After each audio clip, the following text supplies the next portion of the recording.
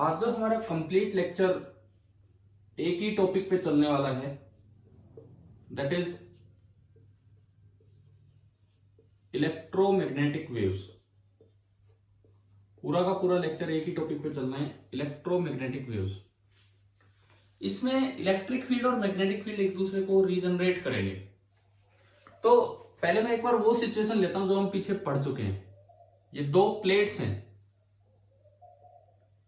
और चार्जिंग हो रही है इस कैपेसिटर की, मतलब इसके बीच में जो इलेक्ट्रिक फील्ड और टाइम के साथ चेंज हो रहा है। सपोज यहां चार्ज पॉजिटिव आता जा रहा है और इस प्लेट पे चार्ज नेगेटिव, तो इलेक्ट्रिक फील्ड की जो डायरेक्शन है वो हमें दिख रही है। इलेक्ट्रिक फील्ड की जो डायरेक्शन होगी that will be from positive to negative. ये क्या हमने ये सीखा है कि इस इलेक्ट्रिक फील्ड की वजह से, अगर ये इलेक्ट्रिक फील्ड टाइम के साथ चेंज हो रहा है, तो क्या हम ये सीख चुके हैं कि इसकी वजह से एक मैग्नेटिक फील्ड जनरेट होता है मॉडिफाइड एसीएल लगा के। बताओ, सीखा है ना कि स्मॉल आर सर्कुलर कैपेसिटर जो करवाया था उसमें कि अंदर कितना होगा बाहर कितना होगा, करवाया है कि नहीं? बताओ, ये ध्यान आ रहा होगा, है ना? तो सुनो, इस ई ने जो बी जनरेट किया, अगर आपको ध्यान हो उस बी की जो फील्ड लाइंस है वो ऐसे बन रही थी, यू इसके परपेंडिकुलर एम्पीरियल लूप के पैरेलल। तो अगर आप सबसे टॉप पे देखते हो तो बी बाहर की तरफ है, और यहां देखते हो तो बी अंदर की तरफ है, यूं।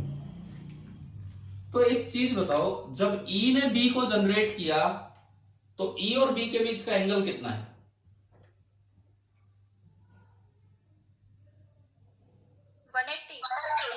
180 डिग्री। एक बार देख के बताओ, यहाँ पे ई और बी के बीच का एंगल 90 डिग्री। इसका मतलब एक आइडिया यहां से ये लगता है कि व्हेन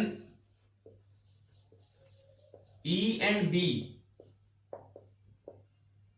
रीजनरेट देमसेल्व्स, अगर कहीं भी ई या बी एक दूसरे को रीजनरेट करेंगे तो जो ई होगा वो परपेंडिकुलर होगा बी के। पहला पॉइंट इस क्लास का समझ में आया कि नहीं आया?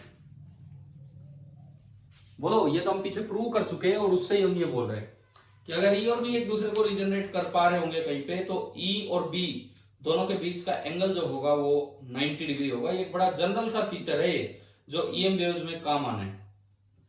ठीक है, एक काम करो, अपनी एनसीईआरटी बुक भी निकालो और पेज नंबर 274 275 ये वाला पेज आप निकालिए एक बार। बीच बीच में कुछ बुक रीडिंग भी लेनी पड़ेगी कुछ चीजें समझने के लिए। Page number 274 and 275।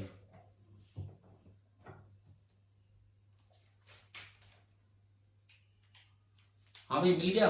निकाल लिया होगा ना एनसीईआरटी टेक्स्ट बुक?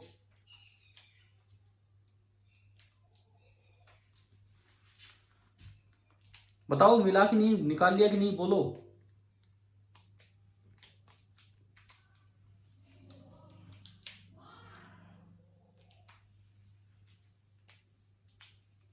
अरे कहां से लाने गए किताब? यही तो होगी घर पे ही।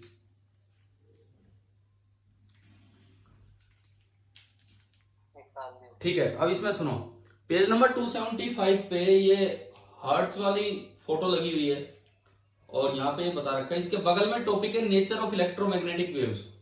मिल गया? Nature of electromagnetic waves. इसका देखो पहला पैराग्राफ पढ़ते हैं, बिल्कुल पहला पैराग्राफ मैं पढ़ता हूं, आप अपनी बुक में ध्यान दें। It can be shown from Maxwell's equations, जो हमने पीछे पढ़ी मैक्सवेल की इक्वेशन, उनसे दिखाया जा सकता है that electric and magnetic field in an EM wave. अब ईएम वेव क्या होती है वो भी हम पढ़ेंगे। Electric and magnetic field in an EM wave are perpendicular to each other.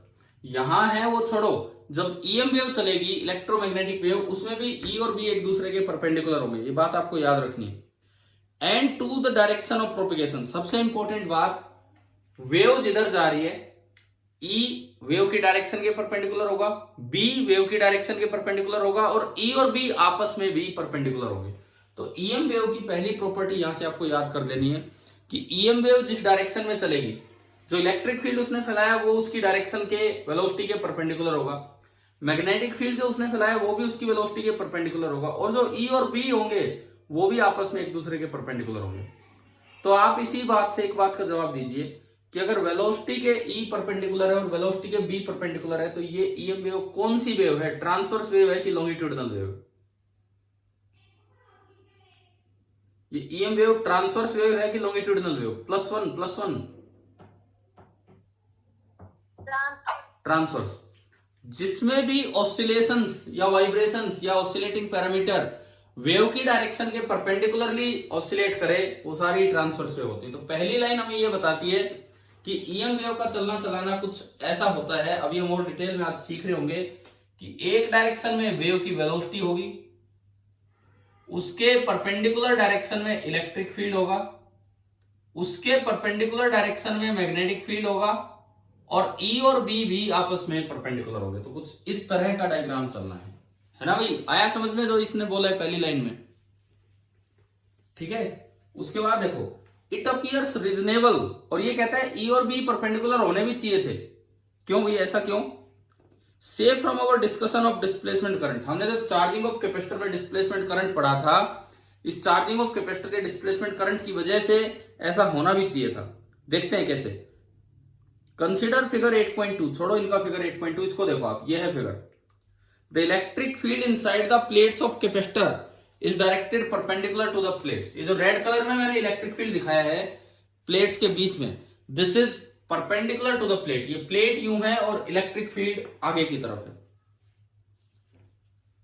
The magnetic field this gives rise to, इस electric field ने जिस मैग्नेटिक फील्ड को जन्म दिया है, the magnetic field this gives rise to via the displacement current is along the perimeter of a circle parallel to the capacitor plate। ये मैंने एक सर्कल बनाया ग्रीन कलर में जो कैपेसिटर प्लेट के पैरेलल है। ये सर्कल बनाया जो कैपेसिटर प्लेट के पैरेलल है और जो मैग्नेटिक फील्ड है वो इस सर्कल के पैरामीटर के अलोंग है। तो इलेक्ट्रिक फील्ड तो प्लेट के परपेंडिकुलर है और मैग्नेटिक फील्ड प्लेट के पैरेलल है। हाँ जी, कोई कुछ बोल रहा है क्या बीच में? देखो तो जो इलेक्ट्रिक फील्ड है वो प्लेट के परपेंडिकुलर है और मैग्नेटिक फील्ड प्लेट के पैरेलल है। So B and E are perpendicular in this case, so this is a general feature. अब ये बताओ कि आपको ये पहला पैराग्राफ समझ में आ गया कि नहीं ढंग से? ठीक है। और ये रिजल्ट ये याद रखना, ये वाला रिजल्ट, कि जब ई और बी एक दूसरे को रीजनरेट कर रहे होंगे तो जो ई होता है वो बी के परपेंडिकुलर होता है। दूसरी बात, जब भी कोई इलेक्ट्रोमैग्नेटिक वेव चलेगी तो उसमें ई और बी इस तरह जनरेट होते हैं कि वो वेव की वेलोसिटी के भी परपेंडिकुलर होते हैं और खुद आपस में भी परपेंडिकुलर होते हैं। और इसीलिए ईएम वेव, क्योंकि वेव की वेलोसिटी के परपेंडिकुलर है, इसलिए ये कैसी वेव है? Transverse wave. देखो हम केवल पॉइंट्स याद करेंगे, हम एक एक चीज के प्रूफ पे नहीं जाने वाले इस चैप्टर में। वो इलेक्ट्रोमैग्नेटिक थ्योरी के दौरान होता है ग्रेजुएशन में, अभी नहीं। अभी हमें पॉइंट्स याद करने हैं, समझने हैं छोटे छोटे पॉइंट्स। तो इस पहले पैराग्राफ से क्या ये दो बातें आपको क्लियर हो गई हैं कि नहीं? बताते चलो आप। ठीक है।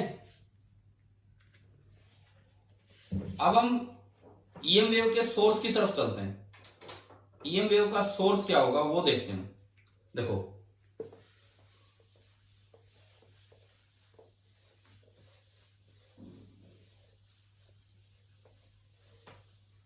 लिख रहे हो आप साथ साथ? ये जो पॉइंट्स बन रहे हैं लिखते हो कि नहीं? हाँ, क्योंकि थोड़ा तो नोट्स बनाया करो, नहीं तो फिर बार बार वीडियो थोड़ी देखे जाएंगे। हाँ, उसी दिन का वीडियो देखना है तो देख लिया करो, कुछ पार्ट मिस हो जाए तो, क्योंकि वो तो मैं डाल ही रहा हूं आपके लिए। अब देखो, अब बात करते हैं इस ईएम वेव के सोर्स की।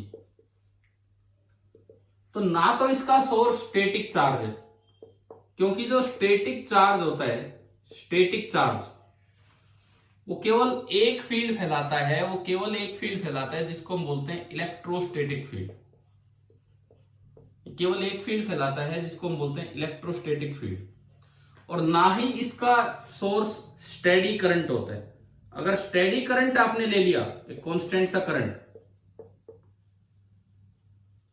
अगर आपने स्टेडी करंट ले लिया तो वो भी केवल एक फील्ड फैलाएगा जिसको हम बोल देते हैं मैग्नेटोस्टैटिक फील्ड।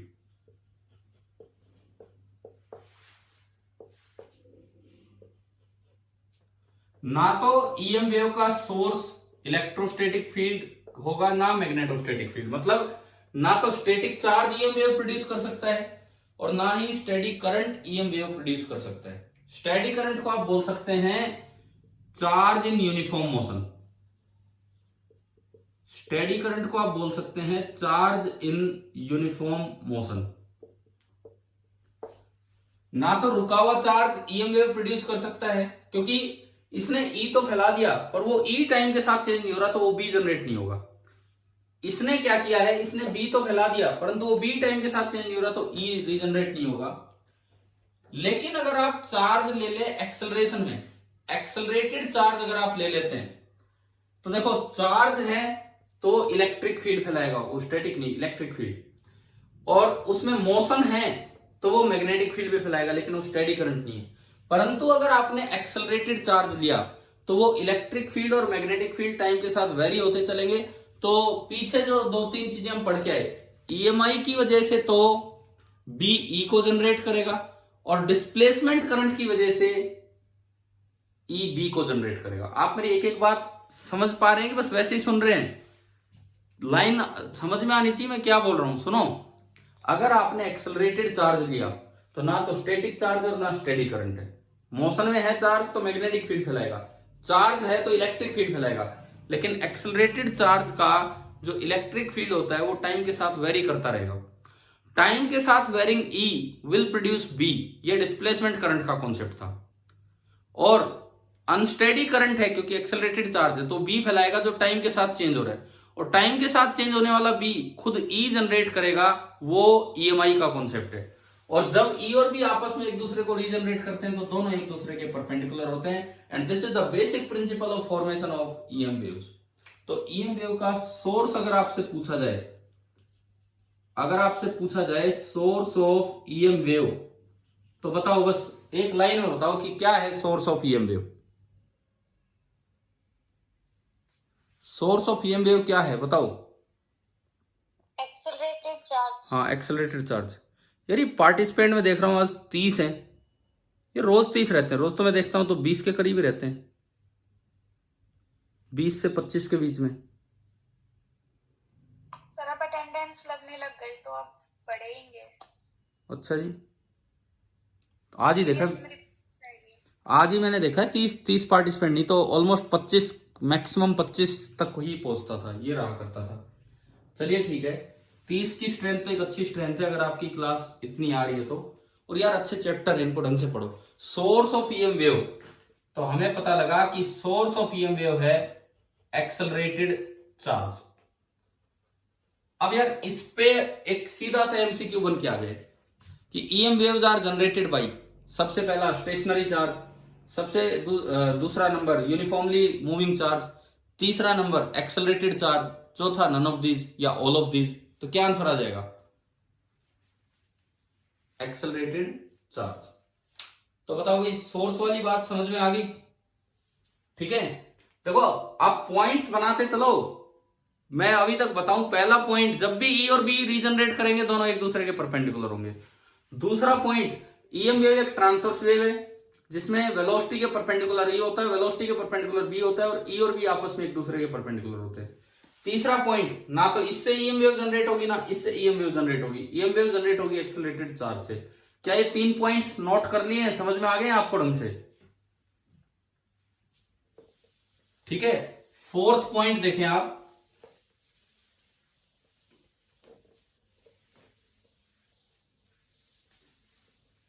अब अक्सर जब ईएम वेव जनरेट करवाया जाता है तो ऑसिलेटिंग चार्ज लिया जाता है, because oscillating charge is an example of accelerated charge. Oscillating charge is an example of accelerated charge, क्योंकि ऑसिलेट करेगा तो कभी रुकेगा, कभी डायरेक्शन चेंज करेगा, कभी मीन पोजीशन पे मैक्सिमम स्पीड से भागेगा। तो इसका मतलब हमने पढ़ा कि जो एक्सेलरेटेड चार्ज होता है वो ईएम वेव जनरेट करता है। तो हमने एक्सेलरेटेड चार्ज का एक एग्जांपल ले लिया, ऑसिलेटिंग चार्ज। सपोज कोई भी एक चार्ज है वो ऑसिलेट कर रहा है, एक कोई चार्ज है वो ऑसिलेट कर रहा है, कोई भी क्यू चार्ज है वो ऑसिलेट करने लग रहा है विद फ्रीक्वेंसी न्यू, मतलब उसके टाइम पीरियड का रेसिप्रोकल। ऑसिलेशन का एक टाइम पीरियड तो होगा, तो मान लीजिए न्यू फ्रीक्वेंसी से ऑसिलेट कर रहे हैं। तो ये ऑसिलेटिंग चार्ज अपने आप एक ईएम वेव प्रोड्यूस कर देता है। ऑसिलेटिंग चार्ज अपने आप एक ईएम वेव प्रोड्यूस कर देता है जो किसी स्पीड v से जा रही होगी और इस तरह जा रही होगी, वही सारी कंडीशंस को सेटिस्फाई करते हुए। E perpendicular to v, B perpendicular to v and E perpendicular to b। अब बात आती है कि वेव की तो कोई ना कोई एक फ्रीक्वेंसी होती है। जब भी आप वेव की इक्वेशन लिखते हो तो उसकी जरूर कोई ना कोई फ्रीक्वेंसी वहां पे होती है। तो वेव की फ्रीक्वेंसी वही होती है जो सोर्स की फ्रीक्वेंसी होती है। जो सोर्स होता है जनरेशन वाला, देखो ऑप्टिक्स इससे अलग नहीं है। मैं एक बात आपको बता दूं, ऑप्टिक्स इससे अलग नहीं है। वेव ऑप्टिक्स कंप्लीटली इसी पे बेस्ड है, यही है। वेव ऑप्टिक्स ईएम वेव्स का एक्सटेंशन है आगे। तो ऑप्टिक्स भी यही है कि वहां पे क्वेश्चन आता है, शायद एनटीएससी वाले पेपर में भी इस बार स्कूल टेस्ट में आ गया था, कि जब light wave is also EM wave, जब वो एयर से ग्लास में एंटर करती है तो बताओ फ्रीक्वेंसी चेंज होगी कि नहीं? जब कोई लाइट वेव एयर से ग्लास में एंटर करती है तो फ्रीक्वेंसी चेंज होगी या नहीं होगी? मीडियम चेंज हुआ है तो सुनो, frequency of any EM wave, frequency of any EM wave is the frequency of oscillating charge. जो सोर्स है उसके ऑसिलेशन की जो फ्रीक्वेंसी है वही ईएम वेव की फ्रीक्वेंसी है। जो सोर्स के ऑसिलेशन की फ्रीक्वेंसी है वही ईएम वेव की फ्रीक्वेंसी है।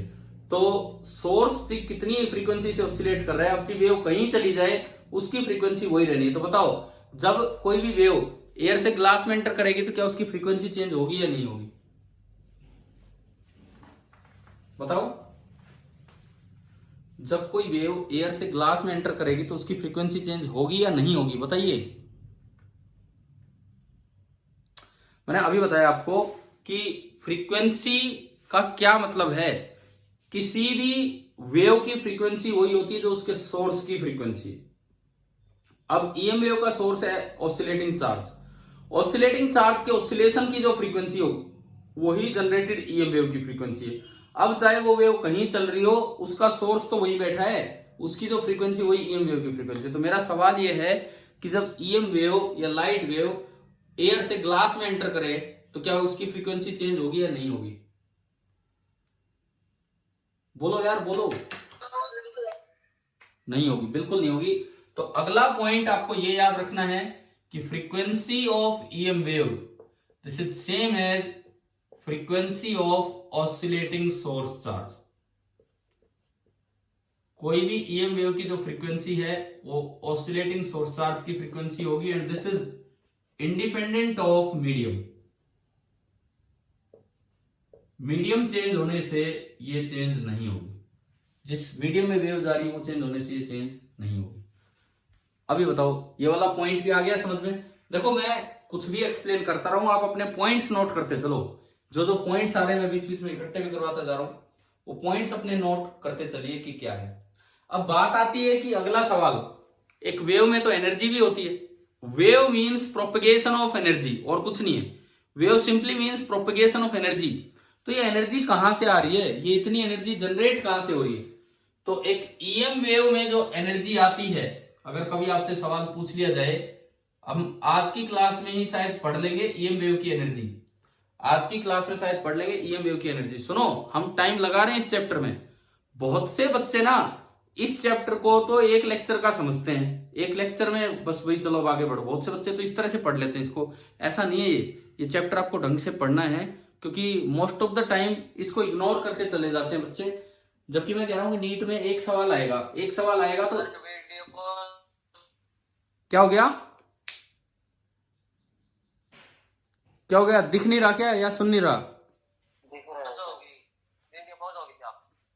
मैंने तो इसको कुछ किया भी नहीं, अपने आप ही होगी जो भी है। सुनो, नीट में अगर एक क्वेश्चन, एक तो डेफिनेटली आएगा, एक क्वेश्चन अगर ईएम वेव से आया तो एक छोटे से पार्ट में से वो क्वेश्चन आ रहा है तो आपको सीधा सीधा फायदा देगा। दूसरी बात, ये ढंग से समझने के बाद वेव ऑप्टिक्स भी आसान लगती है, अच्छी लगती है, जो कि एक काफी बेहतरीन ब्रांच है फिजिक्स की। देखो अब इधर सुनो, तो बात आती है कि ईएम वेव के पास एनर्जी कहां से आई? तो इसका जवाब आपके पास होना चाहिए, ईएम वेव जो एनर्जी लेके चलती है बदले में सोर्स की एनर्जी कम होती चलती है। यानी कि सोर्स की जो एनर्जी है वो ईएम वेव की एनर्जी में कन्वर्ट होकर चलती है। अब अगर आपके पास कोई ऐसा सोर्स है जिसको आप प्रॉपरली एनर्जी प्रोवाइड करते जा रहे हो तो ईएम वेव सस्टेन करेगी। अगर आपने सोर्स एक फिक्स एनर्जी देके शुरू में छोड़ दिया तो क्या वो ईएम वेव सस्टेन कर पाएगी? थोड़ी देर में सोर्स बैठ जाएगा। क्यों बैठ जाएगा? क्योंकि उसकी एनर्जी तो गई ईएम वेव के रूप में, और अब वो ऑसिलेट नहीं करेगा तो आगे फर्दर जनरेशन रुक जाएगा। समझ में आया? समझ में आया ये वाला पॉइंट? आपको कंटिन्यूअसली सोर्स को एनर्जी प्रोवाइड करते रहना है उसको ऑसिलेट करवाने के लिए, ताकि उसकी एनर्जी लेके ईएम वेव आगे बढ़े। तो अभी आप बताओ क्या क्या बातें हम पढ़ चुके हैं ईएम वेव के बारे में, जो लास्ट में मैंने बताया इन सब चीजों में। वो ठीक है, वो हो गया, ई और बी परपेंडिकुलर होते हैं, वो नेचर ऑफ ईएम वेव के बारे में, वो छोड़ो। इसमें हमने सीखा ना तो static charge EM wave generate करता है, ना यूनिफॉर्म मोशन वाला चार्ज ईएम वेव जनरेट करता है। ईएम वेव कौन जनरेट करता है? कौन जनरेट करता है? Accelerated charge. फिर एक्सेलरेटेड चार्ज का एक एग्जांपल लिया, ऑसिलेटिंग चार्ज। उससे जो ईएम वेव जनरेट होगी उसकी फ्रीक्वेंसी कितनी होगी? जितनी frequency of oscillation of source charge होगी, उसी से एक वेव चलती है। और आगे चल के, या अभी मैं आपको बता देता हूं, एक पॉइंट आप याद रखना, जब कोई चार्ज ऑसिलेट करता है, जब भी कोई चार्ज ऑसिलेट करता है वो हर तरफ ईएम वेव जनरेट करता है except along the direction of self oscillation. भाई कोई चार्ज ऑसिलेट कर रहा है तो उसकी ऑसिलेशन की एक डायरेक्शन होगी, उस डायरेक्शन में वो ईएम वेव जनरेट नहीं कर पाता, बाकी हर तरफ वो ईएम वेव जनरेट कर देता है। याद रह जाएगी ये पॉइंट, ये वाला पॉइंट, ठीक है? जब भी कोई चार्ज ऑसिलेट करेगा जो कि सोर्स है ईएम वेव का, वो हर तरफ ईएम वेव भेज देता है accept in a direction of self oscillation, जिधर वो ऑसिलेट हो रहा है। अच्छा, दूसरी बात, ईएम वेव की फ्रीक्वेंसी तो होगी। अब बात आती है कि वेव के पास तो एनर्जी होती है, तो ईएम वेव के पास एनर्जी कहां से आती है? कहां से आती है ईएम वेव के पास एनर्जी? जो सोर्स चार्ज है उसी की एनर्जी खर्च होती रहती है और ईएम वेव को मिलती रहती है। तो आपको लगातार सोर्स चार्ज को एनर्जी देनी पड़ती है, तब वो ईएम वेव सस्टेन हो पाती है। चलो भाई, ये इतनी बातें शायद क्लियर हुई होंगी। तो एक बार फिर दोबारा से बुक पे लौट के आए, पेज नंबर 274, जहां टॉपिक का नाम लिखा है electromagnetic waves. Page number 274, topic 8.3 electromagnetic waves. खुली है ना बुक तो आपके पास? ठीक है, अब हम इसका पहला पैराग्राफ पढ़ेंगे, सोर्स ऑफ ईएम वेव। ध्यान से पढ़ते हैं, देखो एक एक लाइन आनी चाहिए हमें। How are electromagnetic waves produced, कि कैसे इलेक्ट्रोमैग्नेटिक वेव जनरेट होती हैं। आगे लिखता है नाइदर स्टेशनरी चार्ज, क्योंकि स्टेशनरी चार्ज केवल इलेक्ट्रोस्टैटिक फील्ड फैलाएगा, nor charges in uniform motion या स्टेडी करंट, क्योंकि स्टेडी करंट केवल मैग्नेटिक फील्ड फैलाएगा, magnetostatic field, can be the sources of EM waves. तो इस लाइन में इसने बोल दिया कि ना तो स्टेशनरी चार्ज, स्टैटिक चार्ज, और ना steady current EM wave generate कर सकते हैं। द फॉर्मर मतलब जो स्टेशनरी चार्ज था वो पहले वाला, produces only electrostatic field, while the later मतलब बाद वाला जो स्टेडी करंट है, produces magnetic field that however do not vary with time। ये दोनों स्टेशनरी चार्ज जो होता है, देखो स्टेशनरी चार्ज का जो इलेक्ट्रिक फील्ड होता है वो पोजीशन के साथ तो चेंज करता है। स्टेशनरी चार्ज यहां रखा है तो उसके पास फील्ड ज्यादा होगा, उससे दूर फील्ड कम होगा, उससे और दूर फील्ड और भी कम होगा, लेकिन हमें वो नहीं चाहिए, हमें तो टाइम के साथ वेरिएशन चाहिए था, temporal variation, not special variation. तो ना तो स्टेशनरी चार्ज के इलेक्ट्रिक फील्ड में टेम्पोरल वेरिएशन होता है, टाइम वेरिएशन, ना स्टेडी करंट के मैग्नेटिक फील्ड में टाइम वेरिएशन होता है। तो ये आगे लिखता है that do not very with time, it is an important result of Maxwell's theory. Maxwell की जो 4 इक्वेशन हमने कल पढ़ी, जो इलेक्ट्रोमैग्नेटिक थ्योरी, वो डिटेल में हमें नहीं देखनी अभी 12th में, तो जो मैक्सवेल की पूरी थ्योरी थी उससे एक बड़ा इंपॉर्टेंट रिजल्ट ये निकला that accelerated charges radiate EM waves. जो एक्सेलरेटेड चार्ज होते हैं उनसे लगातार ईएम वेव्स निकलती रहती हैं, उनसे लगातार एनर्जी निकलती रहती है, ना थ्रू कंडक्शन ना through convection, it is through radiation. Through radiation उनसे लगातार एनर्जी निकलती रहती है। तो अगर ये भी पूछा जाए कि ईएम वेव में जो सोर्स से जो एनर्जी ट्रांसफर होती है, ईएम वेव जो जनरेट होती है सोर्स से जो एनर्जी ट्रांसफर होती है, वो कंडक्शन से होती है, कन्वेक्शन से होती है कि रेडिएशन से होती है? बताओ किससे होती है, बोलो। रेडिएशन, मैंने बोला ना अभी, रेडिएशन से। ठीक है, एक एक लाइन से आपको कई पॉइंट्स मिल रहे हैं। अच्छा, the proof of this basic result is beyond the scope of this book, मतलब हमारे सिलेबस में ये नहीं है कि हम ये प्रूव करें कि कैसे, वो नहीं पढ़ना हमें, but we can accept it on the basis of rough qualitative reasoning. अब ये कोई क्वालिटेटिव रीजनिंग देगा कि क्यों एक एक्सेलरेटेड चार्ज से ईएम वेव जनरेट होती है। देखते हैं इसकी क्या रीजनिंग है। Consider a charge oscillating with some frequency. मैंने ये माना कि ये कोई चार्ज है, ये किसी फ्रीक्वेंसी के साथ ऑसिलेट कर रहा है।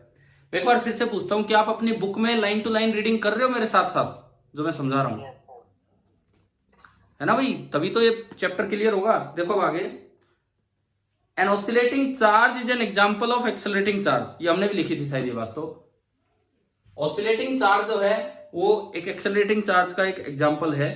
तो आपने एक ऑसिलेटिंग चार्ज लिया किसी फ्रीक्वेंसी के साथ। This produces an oscillating electric field in space. अपने आसपास जो स्पेस है उसमें एक ऑसिलेटिंग इलेक्ट्रिक फील्ड फैलाएगा, which produces an oscillating magnetic field. और क्योंकि वो ऑसिलेटिंग इलेक्ट्रिक फील्ड टाइम के साथ चेंज हो रहा होगा तो वो एक ऑसिलेटिंग मैग्नेटिक फील्ड फैला देता है, विच इन टर्न, जब उसकी बारी आती है, which in turn is a source of oscillating electric field and so on. तो हो क्या गया ये, आपने एक ऑसिलेटिंग चार्ज लिया, उसने शुरू में एक ऑसिलेटिंग इलेक्ट्रिक फील्ड फैलाया। अगर इलेक्ट्रिक फील्ड टाइम के साथ चेंज होगा तो वो एक ऑसिलेटिंग मैग्नेटिक फील्ड फैला रहा है। फिर मैग्नेटिक फील्ड टाइम के साथ चेंज होगा तो ड्यू टू ईएमआई वो एक ऑसिलेटिंग इलेक्ट्रिक फील्ड फैला देगा। फिर इलेक्ट्रिक फील्ड टाइम के साथ चेंज होगा तो due to displacement current concept वो magnetic field and so on. तो ये रीजनरेशन चलता रहेगा। तो ईएम वेव की प्रोडक्शन आपको समझ में आ गई कि कैसे ईएम वेव जनरेट होती है। ठीक है, आगे लिखता है the oscillating electric and magnetic fields दस रीजनरेट ईच अदर। जो ऑसिलेटिंग ई और बी होते हैं वो एक दूसरे को रीजनरेट करते हैं, so to speak, as the wave propagates through the space. तो आपको इसने ये बताया कि वेव प्रोपिगेट कैसे करती है स्पेस में। सोर्स चार्ज को ऑसिलेट करवाते रहो, उससे ई और बी अपने आप को रीजनरेट करते चलेंगे और वो वेव आगे बढ़ती चलेगी। अच्छा, अगली चीज, the energy associated with the propagating wave. ना, इससे पहले फ्रीक्वेंसी वाला पॉइंट है। The frequency of EM wave naturally equals the frequency of oscillation of the charge. असल में फोर्स्ड ऑसिलेशन ही है भाई। कहीं पे भी आप फोर्स्ड ऑसिलेशन करवाओगे तो फोर्स्ड ऑसिलेशन में किस फ्रीक्वेंसी से कोई चीज ऑसिलेट करती है, जो कि सोर्स की फ्रीक्वेंसी होती है। पढ़ा है ना हमने फोर्स्ड ऑसिलेशन। तो एक तरह से ये फोर्स्ड ऑसिलेशन है। फोर्स्ड ऑसिलेशन जनरेट हो रहे हैं जो एक सोर्स ने जनरेट किए। तो जो सोर्स की फ्रीक्वेंसी थी उसी से बाकी ऑसिलेशन चलते रहेंगे। ये तो हो गया फ्रीक्वेंसी की बात। अब बात आती है एनर्जी की। The energy associated with the propagating wave comes at the expense of energy of the source. ये हमने लिखा भी था शायद कि जो एनर्जी आ रही है ईएम वेव की एनर्जी, ये बदले में सोर्स की एनर्जी खर्च होती जाती है, वही कन्वर्ट होकर आगे बढ़ती है द एक्सेलरेटेड चार्ज। जो आपका सोर्स है एक्सेलरेटेड चार्ज, उससे एनर्जी होकर आगे बढ़ती चलेगी और ये हो जाता है। अब यार ये बताओ, हमने ये पैराग्राफ पढ़ा, क्या इससे आपको 4-5 बातें समझ में आई? क्या क्या है? ठीक है, सुनो, मैं रिपीट कर करके आगे बढ़ रहा हूं ताकि आपको याद होती चले। कल मैक्सवेल इक्वेशन भी ऐसे ही हमने याद करवाई थी आपको, क्योंकि ये थोड़ा सा टेक्निकली अच्छा चैप्टर है तो इसमें एक एक चीज याद करनी पड़ेगी हमें। और अभी हम इसकी डिटेल में नहीं जा रहे तो हमें पॉइंट्स ही याद करने।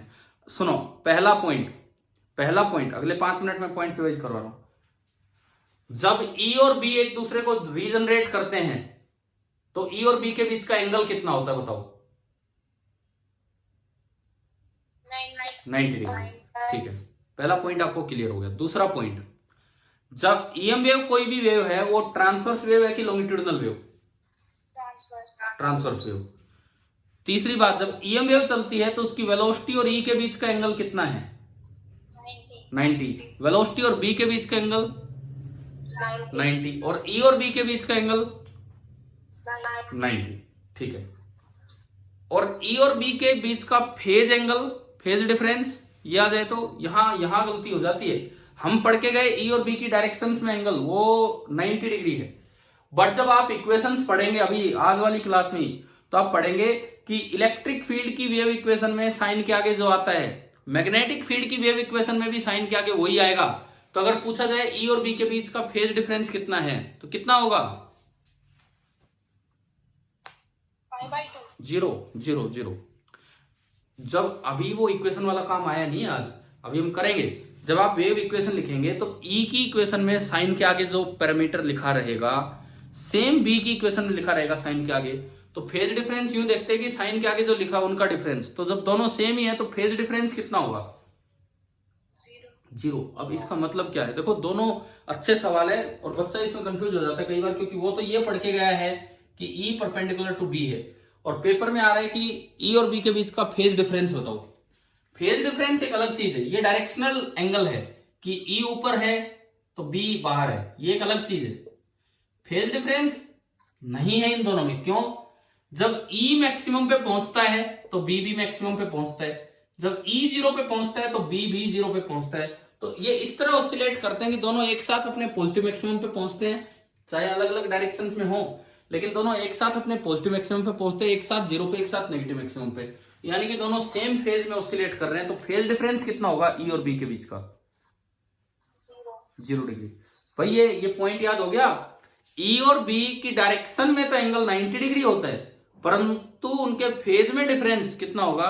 0 डिग्री। ये पढ़ेंगे हम आगे, है ना। ये तो पहली बात।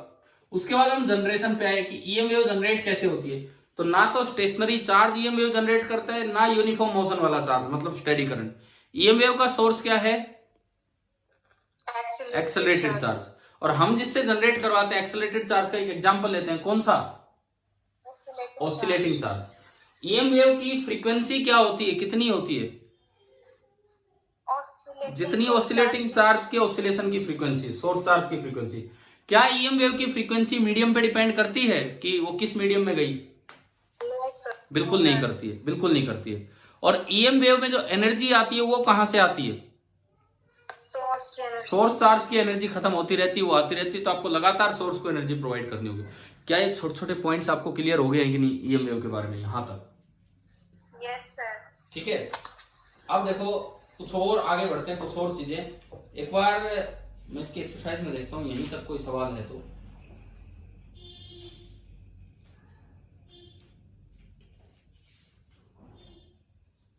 चलो कोई नहीं, बाद में देखेंगे। मैंने आपको यार उस दिन होमवर्क में दिए थे 2-3 सवाल, वो तो कर लिए ना आपने?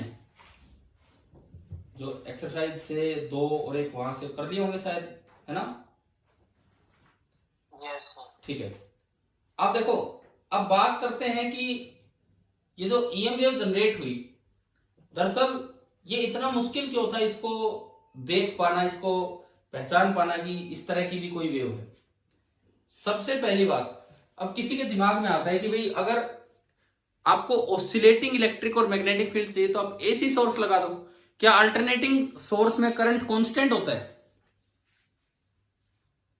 क्या अल्टरनेटिंग सोर्स जहां लगा रखा होता है एसी सोर्स, क्या कांस्टेंट करंट फ्लो करता है कि टाइम के साथ वेरी करता रहता है वो? कांस्टेंट है कांस्टेंट। अरे आरएमएस वैल्यू की बात नहीं कर रहा, जो करंट की इंस्टेंटेनियस वैल्यू है, क्या एसी सोर्स के कारण जो करंट आता है क्या उसकी इंस्टेंटेनियस वैल्यू कांस्टेंट रहती है या वो टाइम के साथ चेंज होती रहती है? टाइम के साथ चेंज होती रहती है। तो इसका मतलब एक एसी सोर्स जो आप लगाते हैं उसमें जो करंट ऑसिलेट करता है वो ऑसिलेट करता रहता है, तो मतलब वो एक बी फैलाएगा जो ऑसिलेटिंग होगा। अब टाइम के साथ चेंज होने वाला बी खुद ई फैला देगा। तो इसका मतलब तो ये चीज दिमाग में आती है कि एसी सोर्स से क्या जनरेट हो जानी चाहिए, जो हम पीछे पढ़ के आ रहे हैं एसी सर्किट्स। अगर ये बात सही है यहां तक, तो इसका मतलब एसी सोर्स से क्या जनरेट हो जाना चाहिए? ईएम वेव जनरेट हो जानी चाहिए। ठीक है, समझ में आ रहा है भाई? एसी सोर्स से इसका मतलब ईएम वेव जनरेट हो जानी चाहिए, क्योंकि वो एक ऑसिलेटिंग करंट जनरेट करता है, और oscillating current oscillating B generate करेगा, जो ऑसिलेटिंग ई रीजनरेट कर लेगा, और ये आगे आगे बढ़ता चलेगा काम।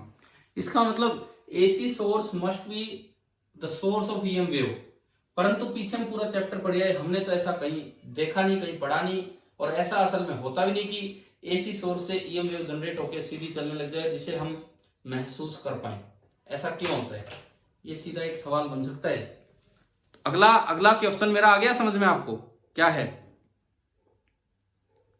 क्या नेक्स्ट क्वेश्चन क्लियर हो गया जो मैंने आपसे पूछा है कि अल्टरनेटिंग सोर्स की वजह से जो करंट होता है वो टाइम के साथ ऑसिलेट करता है, तो उससे जो बी बनेगा वो टाइम के साथ ऑसिलेट करेगा, वो अपने आप ई रीजनरेट करेगा, तो उससे तो एक ईएम वेव जनरेट हो जानी चाहिए, लेकिन हम ऐसा ऑब्जर्व नहीं कर पाते हैं कहीं भी। क्यों? क्या कारण है इसका? तो चलिए अब अगला पैराग्राफ पढ़ते हैं। मैं समझाऊं फिर पढ़ाऊं, इससे बढ़िया मैं सीधा ही पढ़ाता हूं। Next paragraph, from the preceding discussion. मिल गया? मिल गया ना? मैं कहां पढ़ रहा हूं? ठीक है, फ्रॉम द प्रीसीडिंग डिस्कशन, जो ऊपर आप अभी पढ़ के चले थे, it might appear easy to test the prediction that light is an EM wave.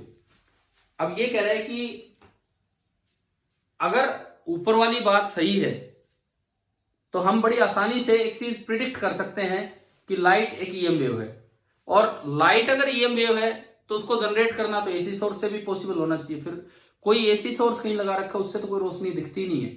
कोई एसी सोर्स कहीं लगा रखा है, उससे कोई लाइट थोड़ी निकलने लग जाती है। तो ऐसा क्यों है, क्यों नहीं हम प्रिडिक्ट कर पा रहे? It might appear easy to test the prediction that light is an EM wave. We might think that all we needed to do was to set up an AC circuit in which the current oscillate at the frequency of visible light, say yellow light। अब देखो जो हमारी VIBGYOR वाला reason होता है, सुनो, उनकी जो वेवलेंथ होती है, एक बार इसको हटाता हूं।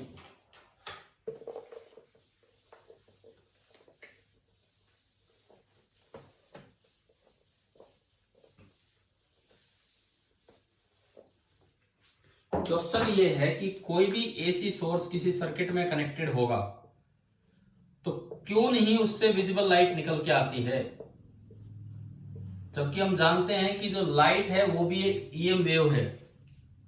तो क्यों ना इससे विजिबल लाइट निकल के आ रही, क्यों, क्या रीजन है? तो अब ये लिखता है कि हम सोचते हैं कि हमें करना क्या था, एक ऐसा एसी सर्किट लगाना है जिसमें करंट ऑसिलेट करे eight the frequency of visible light. अब देखो फ्रीक्वेंसी ऑफ विजिबल लाइट कितनी होती है, सुने, ये जो हमारा विबग्योर होता है विजिबल वाला, ये नियरली 400 नैनोमीटर से 700 नैनोमीटर के आसपास होता है। नियरली ये इसकी वेवलेंथ होती है। इनकी जो स्पीड होती है, इन सभी की जो स्पीड होती है, दैट इज 3 नियरली 3 × 10⁸ मीटर पर सेकेंड। तो क्या आप फ्रीक्वेंसी निकाल सकते हो अगर आपको सी पता हो और लैम्डा पता हो? तो अगर आपको सी और लैम्डा पता है तो क्या आप फ्रीक्वेंसी निकाल सकते हैं? क्या रिलेशन होता है? Lambda is equal to C by nu और nu is equal to C by lambda.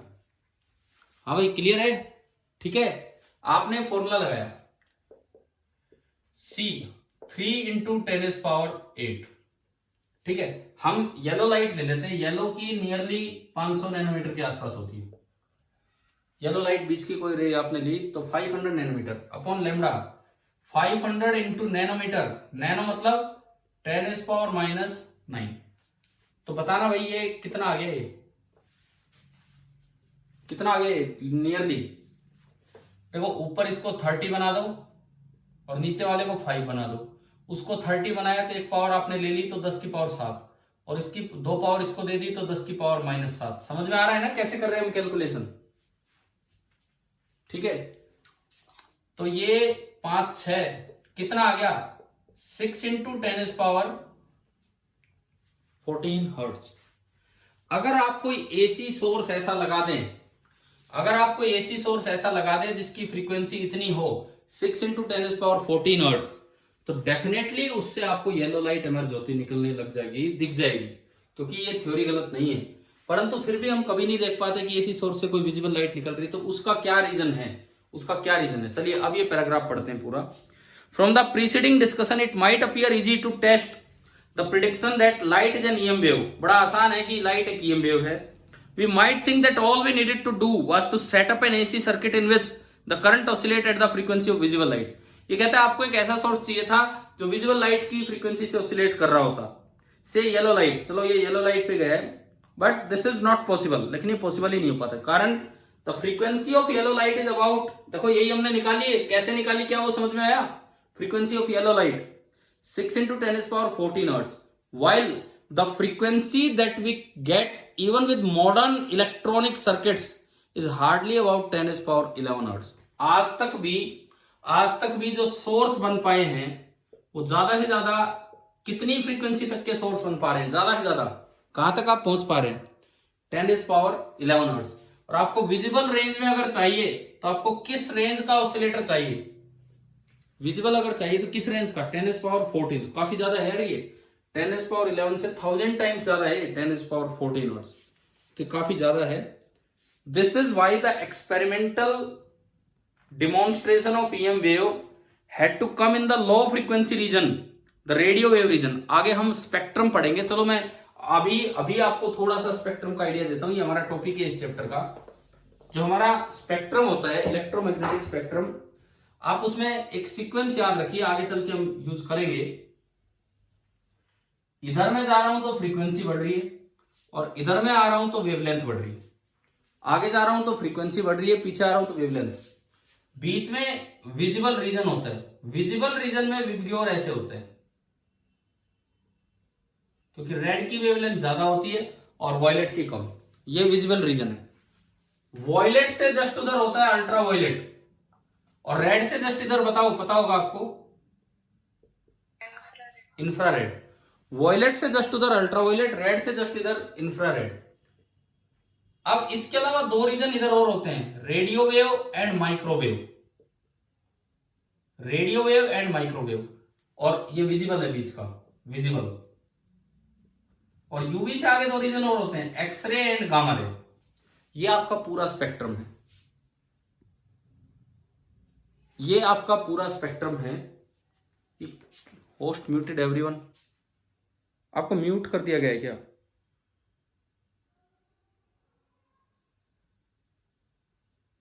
हाँ भाई, आप बोल पा रहे हो कि नहीं बताओ, मेरा तो म्यूट हो गया था यहां से, होस्ट ने कर दिया था। ठीक है ठीक है, सुनो, ये एक ईएम स्पेक्ट्रम है जो आपको दिमाग में रखना है। उधर फ्रीक्वेंसी बढ़ती है, इधर वेवलेंथ बढ़ती है, बीच में विजिबल, उधर ultraviolet, infrared, radio, micro and x ray, gamma ray. तो बताओ सबसे कम फ्रीक्वेंसी वाला रीजन कौन सा है? सबसे कम फ्रीक्वेंसी वाली ईएम वेव कौन सी है? हाँ, रेडियो वेव। सबसे कम फ्रीक्वेंसी वाली जो ईएम वेव है वो रेडियो वेव है। यानी कि लैब में अगर पॉसिबल था, लैब में अगर जनरेट कर पाते, तो आप कौन सी ईएम वेव जनरेट कर पाते लैब में? ओनली, क्योंकि यार इसकी जो फ्रीक्वेंसी लोगे same is the frequency of EM wave. हमने अभी पढ़ा आज कि फ्रीक्वेंसी ऑफ ईएम वेव उतनी होती है जितनी सोर्स की फ्रीक्वेंसी होती है।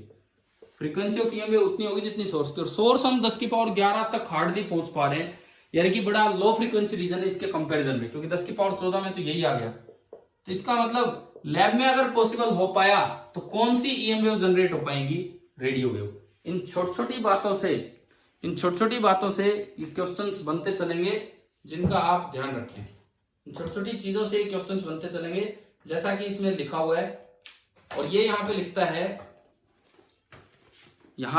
है कि this is why the experimental demonstration of EM wave had to come in the low frequency region, the radio wave region in the Hertz experiment 1887। 1887 का जो हर्ट्ज एक्सपेरिमेंट हुआ था उसमें लो फ्रीक्वेंसी रीजन की ईएम वेव जनरेट हुई थी। ठीक है, तो कुछ चीजें हम यहां तक सीख चुके हैं। इस पॉइंट में हमने ये पढ़ा कि विजिबल ईएम वेव क्यों नहीं जनरेट हो पाती ऐसी सोर्स से, तो वो मैंने आपको रीजन बता दिया है। चलिए आगे फिर पढ़ते हैं। Thank you.